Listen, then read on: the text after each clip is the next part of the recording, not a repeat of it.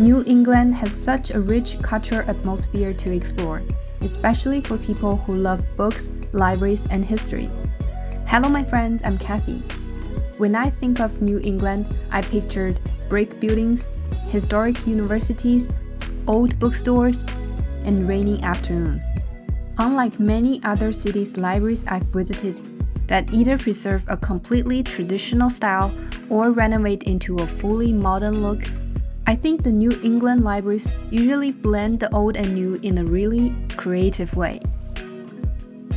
You walk in thinking it's a modern public library, but somewhere inside that suddenly brings you back in time. Previously in this channel, I have explored quite a few famous libraries in Boston, and this time I wanted to go a little bit further outside the city to discover some lesser-known libraries on my list.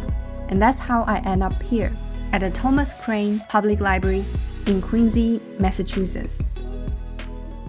Quincy itself has a long connection to early American history, and the atmosphere here feels very different from Boston, quieter, slower, and more residential.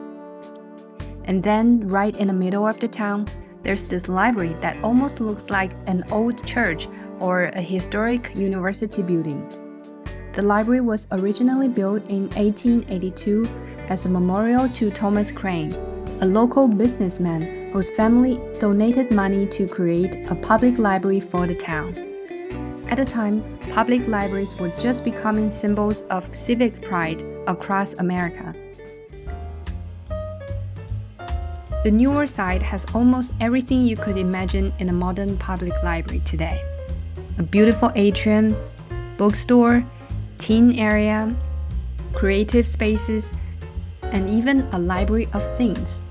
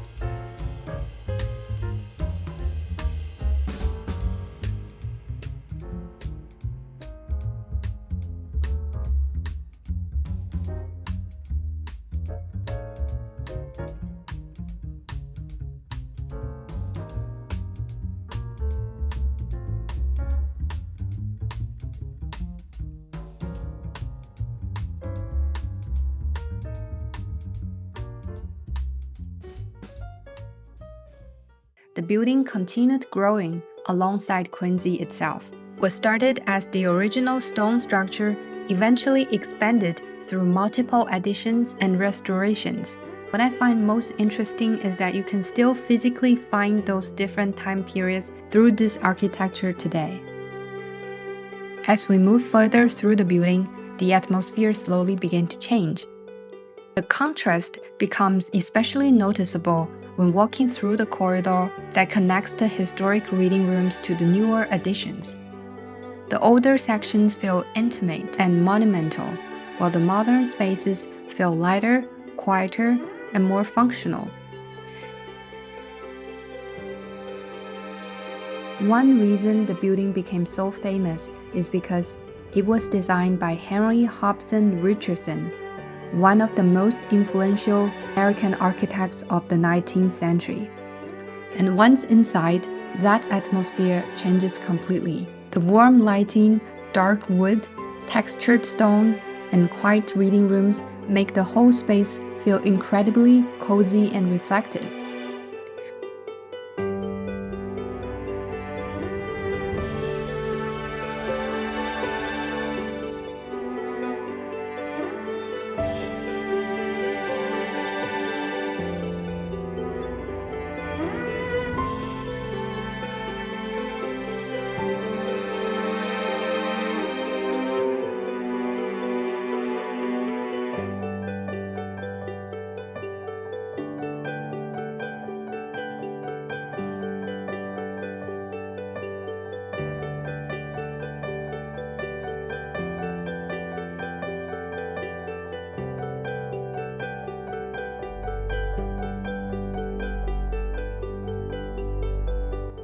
Throughout the building, I also kept noticing brochures and displays about Quincy's local history and community stories. So there's a lot to learn about how they preserve the identity and memory of this New England community around it.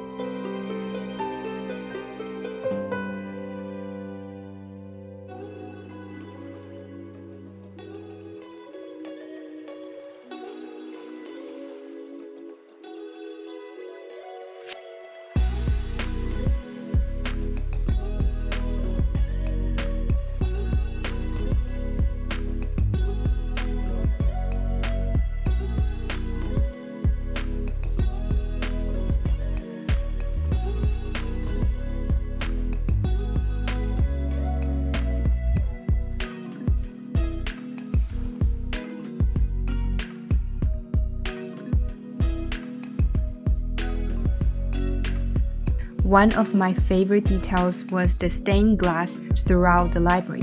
Some of the windows were designed by famous artists. And when sunlight passes through the glass, certain corners of the library almost feel dreamlike. Honestly, there's so much detail in the colors and textures. I love that.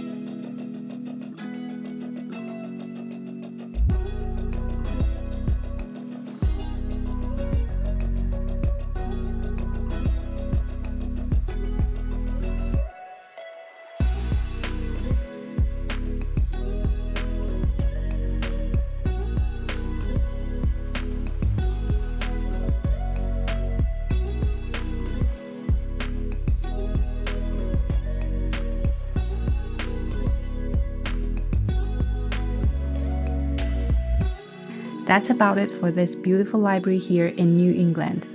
I also visited a few other libraries around this area during the same trip. So stay tuned for more. And as always, thank you so much for watching. I will see you in the next one. Bye!